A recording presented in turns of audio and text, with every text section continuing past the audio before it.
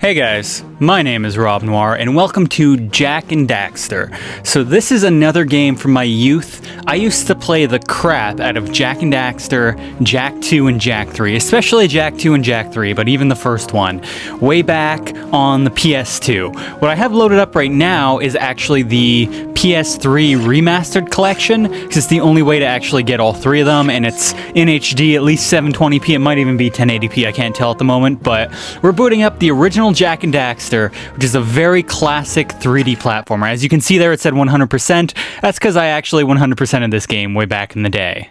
So this is one of those iconic PlayStation 2 games, like where everything had a mascot, right? In this, it was the orange Ottsel combination Otter Weasel, I think it was, and he was trying to be the mascot of the PlayStation 2. I'd have to say, along with like Crash Bandicoot and Spyro, he kind of was. So, new game, slot 2, let's go. And I'm playing the HD remaster, not the original, which I do have the original, just because it plays in widescreen, it'll look a little better, it'll play a little better. That my father and my father's fathers failed to find. I gotta turn that up. I don't remember the plot at the beginning of this. Why did they create the vast monoliths that litter our planet? How did they harness? And it's by Naughty Dog, who did The Last of Us. What was and Uncharted. And why did they vanish? I have asked the plants, but they do not remember. That's because they're plants. The rocks, but the rocks do not. That's because they're dead rocks. Even the rocks do not recall. I'd be surprised if they do. Every bone in my body tells me that the answers rest on the shoulders of a young boy. Oh yeah. Destiny, uninterested in the search for truth. So the thing is that the sequels kind of almost retcon some of this stuff, but they haven't figured that part out yet. One of the wisest men on the planet. Yeah, the sequels really changed a lot of stuff. That's for sure. Oh god, I forgot how ugly Daxter is. Jesus. That's him. That's his human form. The orange thing there that you see, that's him. Good God, man. I didn't remember there being this much plot at the beginning of the game either. Oh yeah, these two fuckers. Continue your search for artifacts and eco.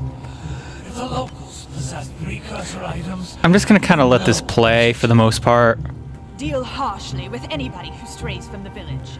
We will attack it in due time. So they're just messing around. They're exploring this forbidden island that they've been told not to because they're kids. That's the setup of this. Stupid precursor junk. Yeah. Eek! What is that dark ooze? It's dark eco. The sage yaps on about the precursors that built this place all the time. Where did they go? Why did they build this crud? Now, I like precursor orbs and power cells as much as the next guy. But if you ask me, they must have been real losers. Wow! How did you do that? Mad skills. I think we're in trouble! Yeah, and then this is how it all goes down. Yep. And it's all your fault.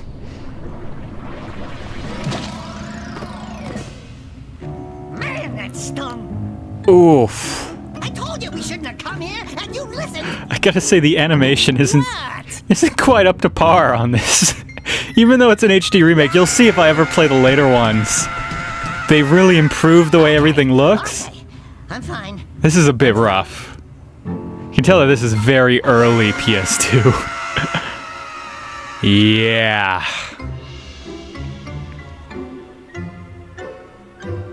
What in green tarnation do you two want? Oh god, man, that voice, it brings me back. Don't tell me.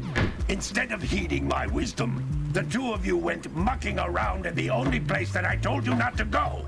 Misty Island. That's right! Pretty much. And Daxter, you finally took a much-needed bath, but in a bathtub filled with dark eco. Look, old man, are you gonna keep yapping, or are you gonna help me out of this mess? I'm gonna keep yapping. Yapping. I remember Because in my that. professional opinion, the change is an improvement. And besides, I couldn't help you if I wanted to. What? There's only God, one that person mouth who animation. has studied Okay, so here's the Stand the canyon's heat. kind of your love interest, one of them. Yes, Kira, Your that only love my interest in the boy. first game. Later on, they introduce more interesting characters, but she's that sexy mechanic with the shirt that only covers, up to the boobs and leaves the midriff bare. They aren't willing to just give them away. Yeah, okay. Yeah, I know. It's very fetch questy. I Kira? bet there are even more of them out I think they just said her name and I've already forgotten. I know about the fetch questy stuff, Kira. Let's do it. Alright, guys, so this is the tutorial. This device is a communicator. Yeah, hi. I know, Kira. Oh, God, man. This is gonna also take some getting used to for me. God, that camera. Is it just me or does shit get, like, blurry as hell when I move that camera around? I don't know, man. Maybe it's just me. So this is this is Tutorial Island. If you're familiar with that concept. And so this is Jak And Daxter 1. This is definitely not my favorite of the series. Yeah, I know Precursor Orbs. Collect enough of them, and some They're of the money, ones you basically. can power Th- sell in exchange. These are basically money. So this is the first Jak And Daxter game. It's definitely not my favorite of the series, and I think it's the weakest of the series up until, what was it? They did one that was a racing game that was very solid, Jak X. Jak X was actually really solid. And then after that, okay, so that does that. That does, oh, I've got a roll. Oh yeah, I do. So after Jak X, it's like Naughty Dog didn't work on the games, I believe. So there were a lot of games that were just like weak ass. Yeah, Kira, I know. Important precursor artifact you can I know. find. You need to collect 20 of these so I can power the heat shield. Yeah, of course I do. I wish I could skip this. Okay, there we go. Oh, and they still have the memory card icon from the PS2 days. So, okay, okay.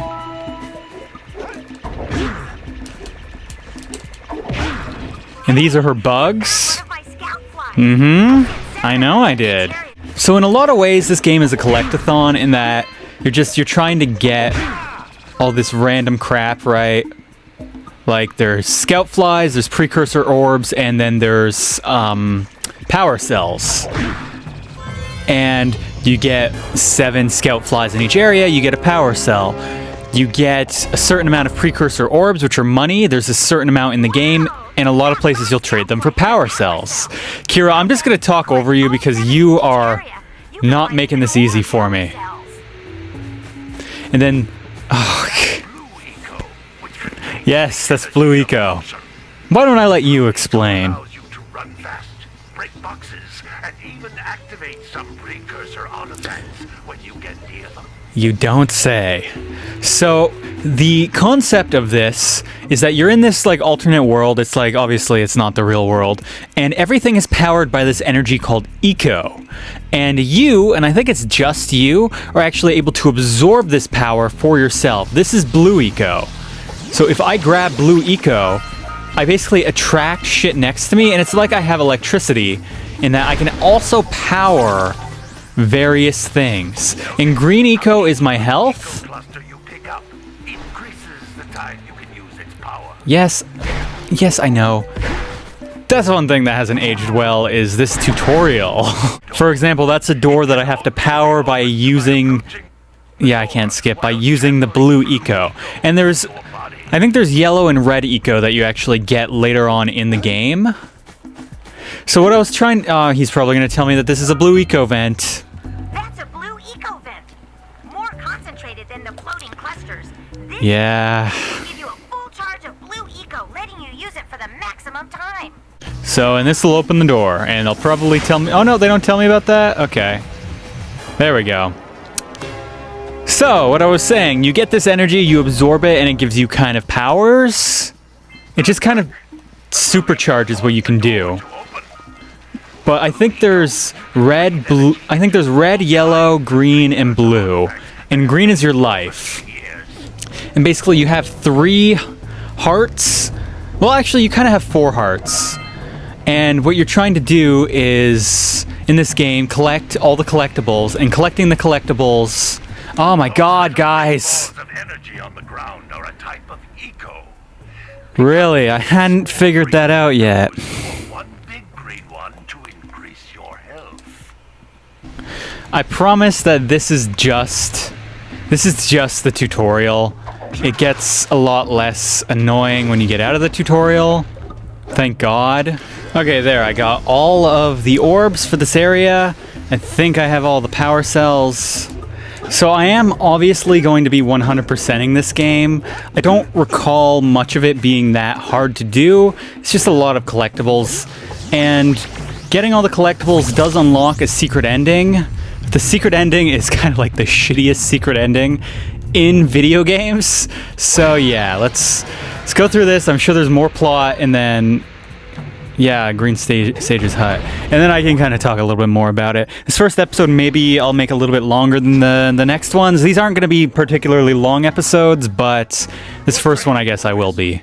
Okay, so the basic premise of this game is that, well, as you guys saw, you snuck off to that dark island, and because you did that, Daxter, your friend, got turned into this rodent that's now on your shoulder, and he's actually a huge help in this game. He's involved in like all your attacks, as you can see. How do I spin? Isn't there a way to spin? That's how I spin, yeah. He's involved in all your attacks. This is the daughter. Hey, baby. What do you say you and I go cruising on this A-grand rumor? Rule number 1, I don't date animals. Yeah, she's not a furry. Sorry, You guys. don't know what you're missing. Ugh. Yeah, I agree. Listen, if you need something to keep you busy, my father always talked really about an don't. ancient precursor pipeline hidden deep underground. Because your best friend has been turned into this rodent, you're essentially trying to find a way to turn him back. Well, you remember how I mentioned eco? Well, there's several different kinds, and there's a sage for every kind of eco. And the sage here specializes in green eco. That's the guy with like the tree stump on his head. But there's a sage that specializes in blue and red, and also in dark, which is what Daxter fell into. So you want to make your way to him, but everything is basically blocked off. So you're just slowly making your way there. It looks like scout flies are always in red boxes. Yeah, I'd figured that much out. And to be able to do that, you need lots and lots of precursor orbs to be able to buy stuff, and to be able to buy power cells, and then to be able to actually, come on, Mare, and then to be able to actually get to the next area, you need all those power cells to power like a speeder, like a motorcycle almost. And then using that, you can go to the next area. So I'm not really sure how much I should complete. You know, I'll complete the beach, I guess.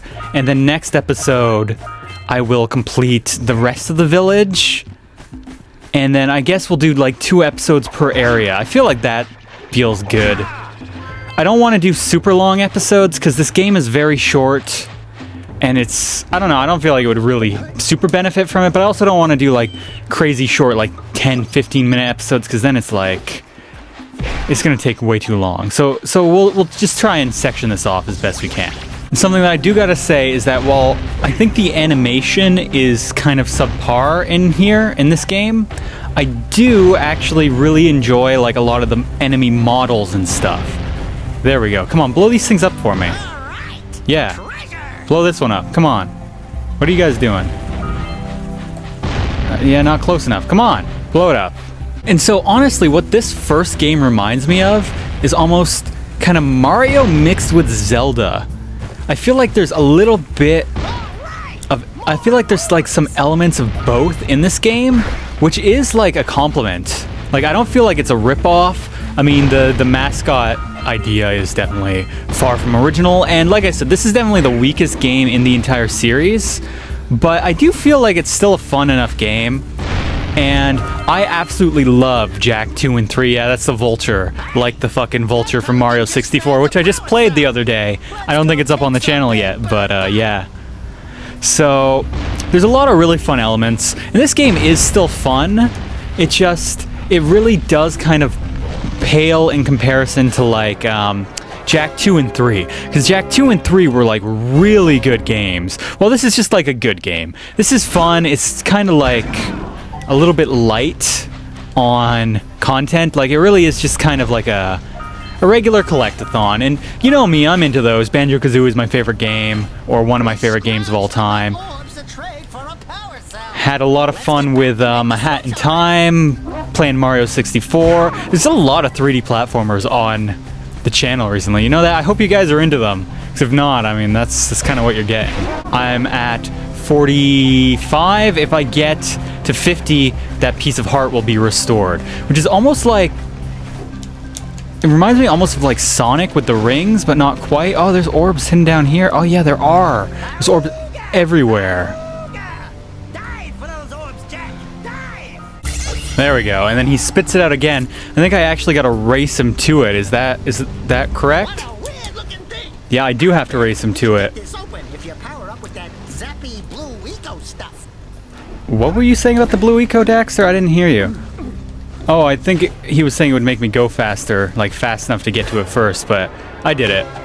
So, yeah, see, there's the vulture. So really, this is just kind of a collectathon, but this is one from my childhood. I didn't play the remastered that much. I think I've only beaten the game on the remaster once.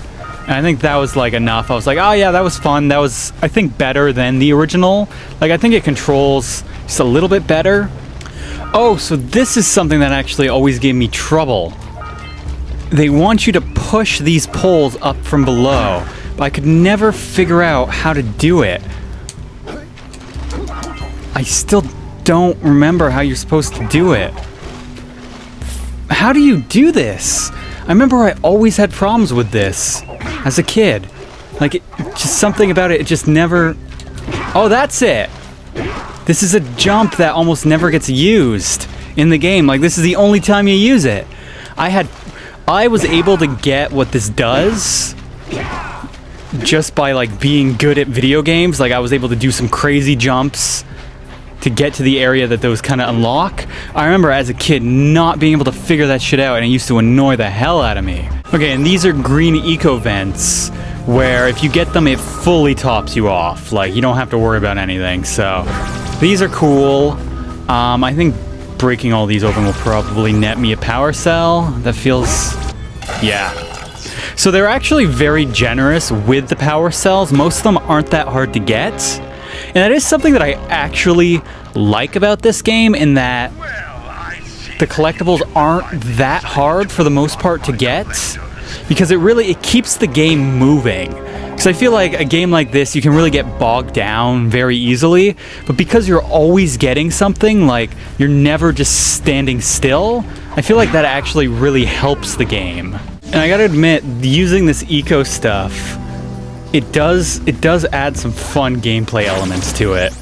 Like, it's nice to see kind of like how it interacts with stuff.